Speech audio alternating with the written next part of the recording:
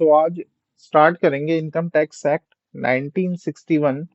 इसके बारे में पढ़ेंगे, इसके बेसिक कॉन्सेप्ट को समझेंगे ताकि समझ आ जाए कि इनकम टैक्स एक्ट है क्या। वैसे तो नाम से ही पता चल रहा है कि income tax act, that means income पर टैक्स लगाने वाला एक तरीके से कानून। ठीक है, देखेंगे। फर्स्ट पॉइंट क्या बोला हुआ है हमारे पास। Income tax act 1961 is an act to levy, administrate, collect and recover income tax in India. ठीक है, तो एक्ट क्या, कोई भी कानून क्या होता है, उसके कुछ काम होते हैं, उसके कुछ फंक्शंस होते हैं। ठीक है, तो ऐसे ही इनकम टैक्स एक्ट का क्या काम है कि वो लेवी करता है, दैट मीन्स इम्पोज करता है टैक्स। ठीक है, क्या करता है, टैक्स इम्पोज करता है इनकम पे, रिस्पॉन्सिबल है उसको कलेक्ट करने के लिए और रिकवर करने के लिए इन इंडिया। ठीक है, तो इनकम टैक्स एक्ट हमारे देश में क्या करता है, इंडिया में क्या करता है, टैक्स को इम्पोज करता है, उसको कलेक्ट करता है और रिकवर करता है। सिंपल, उसके तीन काम है। आगे देखेंगे। दिस एक्ट इज एप्लीकेबल, आगे बोला है this act is applicable to whole of India and it becomes applicable from 1 April 1962। तो कोई भी एक्ट है वो स्टार्ट कब से हुआ, उसकी एक डेट इंपॉर्टेंट होती है। तो देखेंगे इनकम टैक्स एक्ट कब से स्टार्ट हुआ है अपना, 1 अप्रैल 1962 से स्टार्ट हुआ है। ठीक है, आगे देखेंगे section 4, that is charging section of income tax act. अब ये जो हम एक्ट पढ़ रहे हैं उसका चार्जिंग सेक्शन क्या है, देखो हर एक्ट का क्या होता है, एक चार्जिंग सेक्शन होता है। इसी वजह से सेक्शन 4 क्या है हमारा, चार्जिंग सेक्शन है। ठीक है, हर एक्ट का क्या होता है, charging section. Income tax act में कौन सा सेक्शन है, section 4 is the charging section of income tax act. तो चार्जिंग सेक्शन होता क्या है वो समझेंगे। A section that gives condition upon which government gets power to charge tax is called as charging section। ठीक है, तो चार्जिंग सेक्शन में बेसिकली क्या होता है, कंडीशंस गिवन होती है जिसके बेसिस पे गवर्नमेंट को ना पावर मिल जाती है कि वो आपसे उस एक्ट को आप पर एप्लीकेबल करे। तो जैसे हम इनकम टैक्स एक्ट पढ़ रहे हैं तो गवर्नमेंट को क्या पावर मिलेगी कि वो आपसे टैक्स चार्ज करे। तो यही बोला हुआ है, under this, government gets power to charge tax is called as charging section। ठीक है, इसका explanation देख लेते हैं। Income tax shall be charged for any assessment year at the rate of tax in respect of total income of the previous year of every person। ये जो इसमें assessment year AY and previous year, ये जो बोला है इसको हम detail में समझेंगे। अभी सिंपली इतना समझ लेते हैं कि गवर्नमेंट क्या करती है, एक स्पेसिफाइड रेट पे आपसे आपकी इनकम पे क्या करती है, टैक्स चार्ज करती है। ठीक है, एवरी पर्सन की। तो पर्सन यहाँ पे देखेंगे, पर्सन का मतलब क्या है। तो नेक्स्ट हमारा टॉपिक ही क्या है, डेफिनेशन ऑफ पर्सन। ये कहाँ गिवन है, सेक्शन 2 क्लॉज 31 ऑफ, कहाँ, income tax act, IT act 1961। ठीक है, तो डेफिनेशन ऑफ पर्सन देख लेते हैं। अ पर्सन इंक्लूड्स, अब पर्सन कितने टाइप के हैं देख लेंगे, 7 टाइप्स के, ABCDEFG 7 टाइप्स के हैं। एन इंडिविजुअल, इंडिविजुअल में जैसे आप और मैं। ठीक है, ही शी, राम मोहन श्याम, ये सब क्या हो गया हमारे इंडिविजुअल। हिंदू अनडिवाइडेड फैमिली भी हमारा क्या होता है, एक पर्सन के अंदर आता है। कंपनी, कंपनी जो कंपनीज एक्ट के अंदर रजिस्टर्ड होती है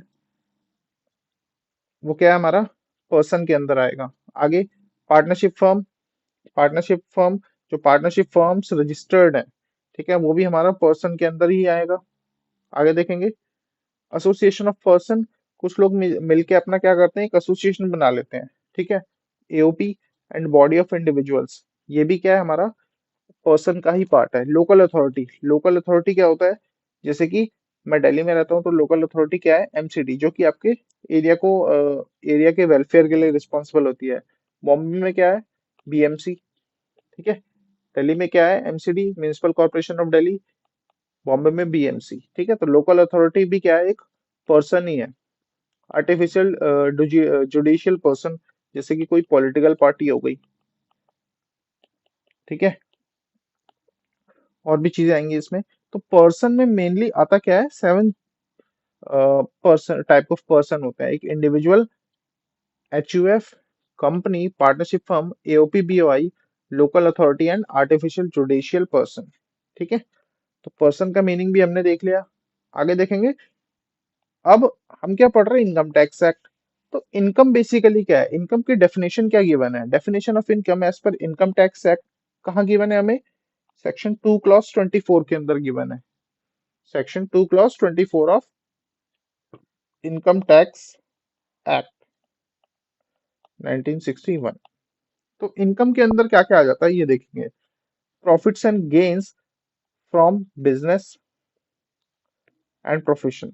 ठीक है, तो जो भी हम बिजनेस से, अपने प्रोफेशन से क्या कर रहे हैं, प्रॉफिट और गेन्स कमा रहे हैं, ठीक है, वो हमारा क्या है, इनकम का पार्ट है। डिविडेंड्स, अगला बोला है हमें डिविडेंड्स। जैसे आजकल हम क्या करते हैं, शेयर्स में पैसा इन्वेस्ट कर देते हैं, तो शेयर्स के उसमें बदले में हमें क्या मिलता है, डिविडेंड मिलता है ना। तो वो भी हमारा इनकम है। सैलरी, हम कहीं काम कर रहे हैं, हमारी गवर्नमेंट जॉब है, प्राइवेट जॉब है, हमें सैलरी मिलती है, वो भी हमारा इनकम का ही पार्ट है। अलाउंसेस, बेनिफिट्स टू एम्प्लॉय, अब जैसे हम काम कर रहे हैं कहीं पे एज अ सैलरीड पर्सन, हमें क्या मिलेगा, कुछ अलाउंसेस मिलेंगे, ठीक है, बेनिफिट्स मिलेंगे वहां से। अलाउंसेस जैसे आपका ट्रांसपोर्टेशन अलाउंस मिल रहा है, ठीक है, आपको हाउस रेंट अलाउंस मिल रहा है, आपको ड्रेस अलाउंस मिल रहा है, वो क्या है, आपका इनकम ही तो है। वो भी आपका इनकम के अंदर ही इंक्लूड होगा। वैल्यू ऑफ परक्विजिट्स, परक्विजिट्स मतलब जो कि आपको बेनिफिट्स मिलता है, जैसे कि आपको घर मिलता है, हाउस, आपको कार मिलती है फ्रॉम द एम्प्लॉयर, यानी आपके बॉस से, आपको आपके ऑफिस से। तो वो भी आपके अंदर क्या, किस चीज में आएगा, आपका वैल्यू ऑफ परक्विजिट्स के अंदर आएगा वो। ठीक है, वो भी आपकी क्या है, इनकम है। ठीक है, जैसे आप कोई बड़ी पोस्ट पे काम कर रहे हैं, तो आपको क्या मिला हुआ है, घर मिला हुआ है, गाड़ी भी मिली है, ड्राइवर भी मिला है, तो वो आपका क्या है, परक्विजिट्स है। तो उनकी जो वैल्यू होगी ना, मॉनेटरी वैल्यू, वो आपका क्या आएगा, एज इनकम कैलकुलेट करेंगे एज। ठीक है, कैपिटल गेन्स, कैपिटल गेन्स भी क्या होता है, आपका इनकम होता है। Winnings from lottery, gambling, card games. ठीक है, जब जैसे कि हम लॉटरी खेल रहे हैं, कार्ड गेम्स खेल रहे हैं, आजकल ऑनलाइन गेमिंग चलती है, ऑनलाइन गेमिंग। ठीक है, ड्रीम इलेवन जैसे सुना होगा, dream eleven, MPL, mobile premier league, तो ये सब क्या है आपका, ये सब आपका कार्ड गेम्स के अंदर आता है। और विनिंग फ्रॉम लॉटरी, गैम्बलिंग, इन सब के अंदर आता है। तो ये भी, इनसे जो आप पैसा कमाते हो, वो भी क्या है, आपकी इनकम ही है। ठीक है, तो इनकम टैक्स एक्ट के अंदर उससे जो भी अर्न होगा वो आपका एज अ इनकम माना जाएगा। आगे देखेंगे। और क्या बोला है, donation received by political parties. ठीक है, बहुत सारी पॉलिटिकल पार्टीज हैं, तो वो क्या करती हैं, डोनेशन मिलता है उनको बड़े बड़े इंडस्ट्रियलिस्ट से, बिजनेसेस से, तो वो भी क्या है, as income. Income tax act के अंदर बोला है कि वो डोनेशंस जो मिलेंगी उनको भी एज अ इनकम कंसिडर करेंगे और टैक्स चार्ज किया जाएगा। आगे देखेंगे। नेक्स्ट टॉपिक क्या है हमारा, हेड्स ऑफ इनकम। ये कहाँ गिवन है, सेक्शन 14 में, section 14 of the income tax act. तो हेड्स ऑफ इनकम क्या होता है, मतलब इनकम को कैसे क्लासिफाई कर सकते हैं, कैसे हम बांट सकते हैं। ठीक है, जैसे कि कोई सैलरी कमा रहा है, कोई बिजनेस कर रहा है, किसी को रेंट आ रहा है as a income.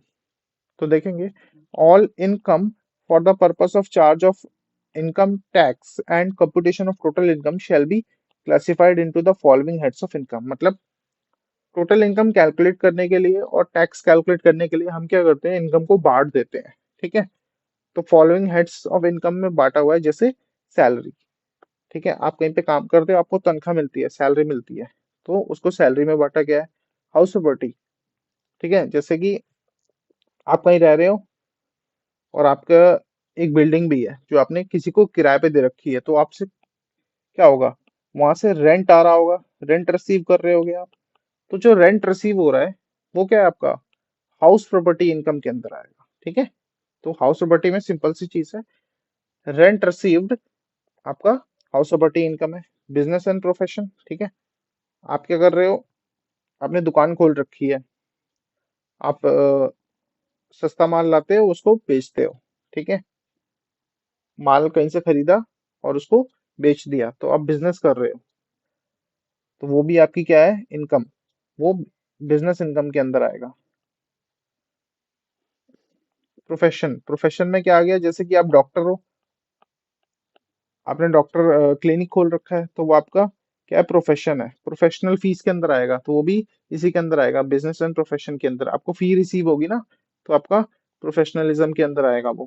Capital gains, जब भी हम कैपिटल एसेट ट्रांसफर करते हैं, कैपिटल एसेट सोल्ड करते हैं, तो हमारा क्या होता है, कैपिटल गेन्स होता है, ठीक है। जैसे आपने किसी को अपनी बिल्डिंग सोल्ड कर दी, आपने बिल्डिंग सोल्ड कर दी, बिल्डिंग क्या है, कैपिटल एसेट है ना। आपने क्या करा, ज्वेलरी सोल्ड कर दी, तो उससे कुछ ना कुछ प्रॉफिट हुआ होगा, वो प्रॉफिट क्या है उसकी, वो उस इनकम को क्या बोलेंगे हम, एज अ कैपिटल गेन्स बोलेंगे, ठीक है। और बाकी सारी जितनी इनकम बच गई, जिनको हम किसी हेड में नहीं डाल सकते, जैसे कि आपको इंटरेस्ट रिसीव हुआ है, इंटरेस्ट रिसीव हुआ है कहाँ से, आपके सेविंग्स बैंक से, तो वो अदर सोर्सेज के अंदर आएगा, ठीक है। आपको कोई गिफ्ट मिला है, कैश गिफ्ट मिला है जैसे, ठीक है, वो भी क्या है, आपकी इनकम मानी जाएगी। उसको हम कहाँ क्लासिफाई करेंगे, under the head other sources of income. तो हमने पांच क्या देखा है, हेड्स ऑफ इनकम देखा, salary, house property, business and profession, capital gains, other sources. आगे देखेंगे कि हम एक इंपॉर्टेंट टॉपिक पढ़ने जा रहे हैं, that is concept of assessment year and concept of previous year. देखेंगे, a person earns income in one financial year and such income is disclosed to the government in the next financial year।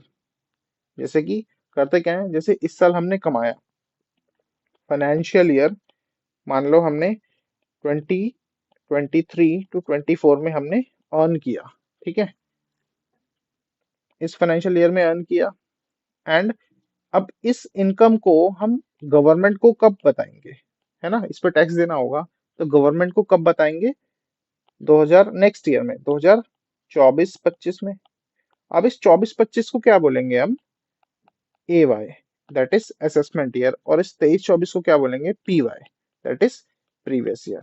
तो यही इस box के अंदर बोला हुआ है, the financial year in which such income is earned is called as previous year। मतलब जिस साल में हमने इनकम अर्न करी, इनकम कब अर्न करी थी, 23-24 में, तो इसको हम क्या बोलेंगे, एज प्रीवियस ईयर, ठीक है। The financial year in which income is disclose to the government is called as assessment year. अब जिस फाइनेंशियल ईयर में हमने इनकम कमाई है 23-24, इसको हमें गवर्नमेंट को बताना भी होगा ना कि इस साल हमने इतना कमाया, तो हम कौन से साल में बताएंगे, अगले साल, दैट इज 24-25, उसको बोलेंगे A Y, that is assessment year, ठीक है।